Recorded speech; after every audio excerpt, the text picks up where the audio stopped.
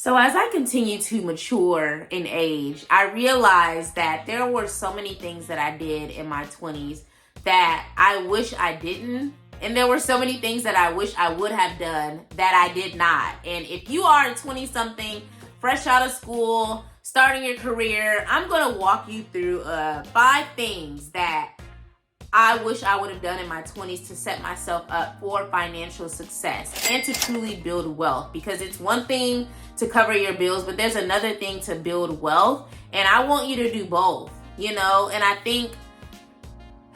just want you to do both. So let's just jump into it. So number 1, 5 money moves that I wish I would have made. Number 1 is to take advantage of the 401k match that a lot of companies offer. So if your company offers up to 3% of a 401k match, don't withhold that. I want you to really be thinking about retirement from the very beginning.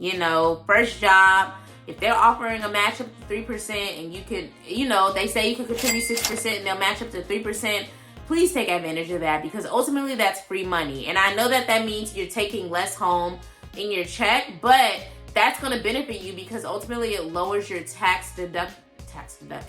it lowers your taxable income. So if you make $100,000, but you're putting, 6% of whatever your monthly check is into your 401k, that allows you to lower what your income is, which means that the IRS can they'll take less of your money because only less of the money is actually coming to you. Hopefully that makes sense. I feel like I explained that wrong. Put it in the comments if I explain that well, but the goal is to lower your taxable income while you save for retirement. And I know at 20-something you may not be thinking about retirement, but you absolutely should be thinking about retirement. Don't feel like you have to work till 50, 60, 70 like our parents did.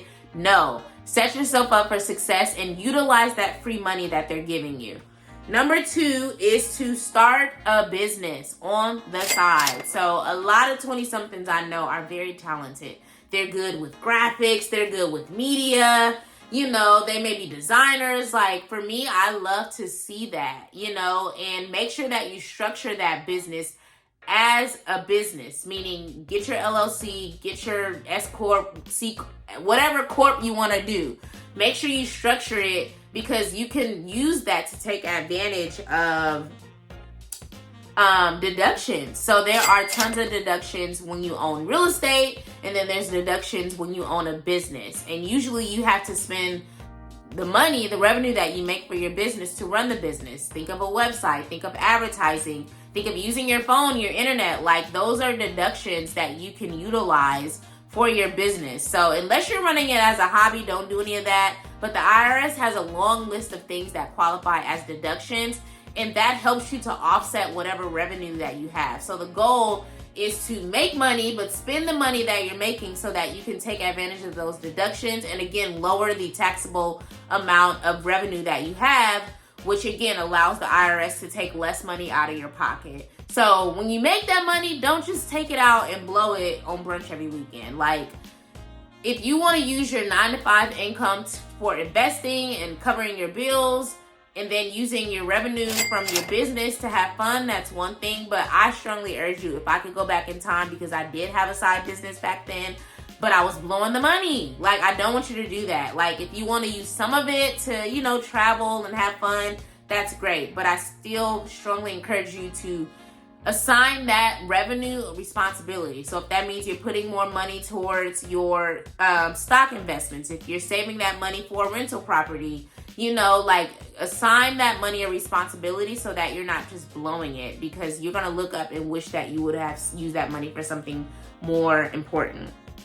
Number 3 is to stay at home, meaning stay at home with your parents, your siblings, your cousins, aunts, uncles. If you're fresh out of school, I wish I would have stayed home longer, because I did. I moved back home to kind of get myself in a good financial situation, but I wish I would have done that with strategy, because I did it twice. And the second time I did do it with strategy, I actually paid off my student loan debt. But the first time, I just was trying to get on my feet. But if I would have graduated with a high-paying job or a job period, Like, I would have known that, okay, I know I had to pay a small little amount of rent to live here, because my mom don't play that. Like, ain't no living free. If you got a job and I got a job, you can help. But anyway, that's a tangent. I know that I'd rather pay her $300, $400 a month and use that money for other stuff, i.e. saving, paying off debt, putting my money to good use, saving it, to buy a house, instead of rushing to live on my own. Because granted, I enjoy apartment life, who didn't? But ultimately, and I know some people feel differently about this, I feel like it was a waste of money. If I could go back in time, I would have just made my first big purchase in my 20s, which would have been a house. Which leads me to point 4, is to buy a home. So when you're at home living with your mom, your dad, your parents, siblings, number 1, take advantage of that. And 2, use your money wisely. Just because you have extra money to play with, I wouldn't play with it. Have your fun, but buy a home, because these homes are only appreciating in value. These homes are rarely decreasing in price. Rarely. So imagine what I could have got in my 20s for a home purchase price versus what homes are going for now. Get the home and put some roommates in there.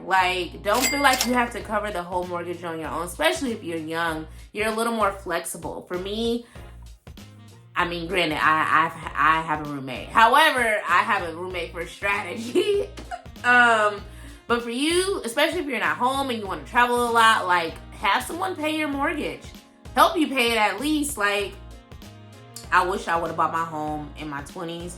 And I wish that I would have put some roommates in there to pay the majority of my mortgage. I would have been renting out rooms.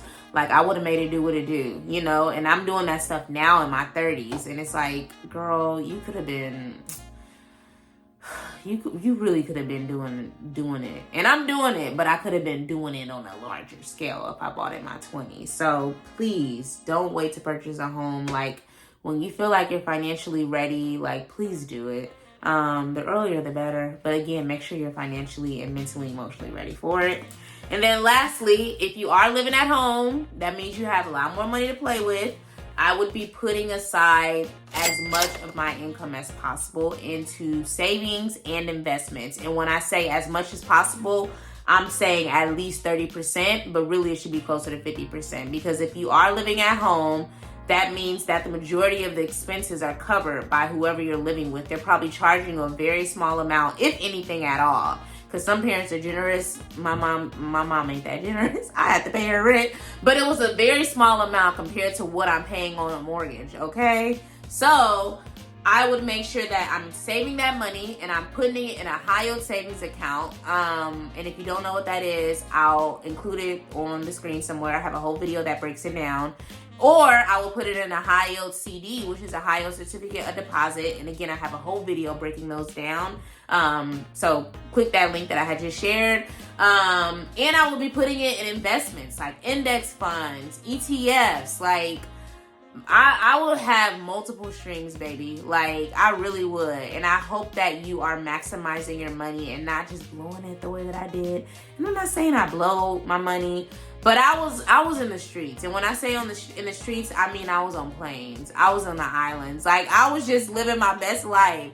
And I wish that I had the mindset then that I have now when it comes to my money and building wealth and building passive income. And all of those things that I mentioned allow you to make money on your money. So all those 4 things that I said: high-yield savings account, high-yield certificate of deposit, a lot of index funds provide dividends, as well as ETFs, which is exchange traded funds.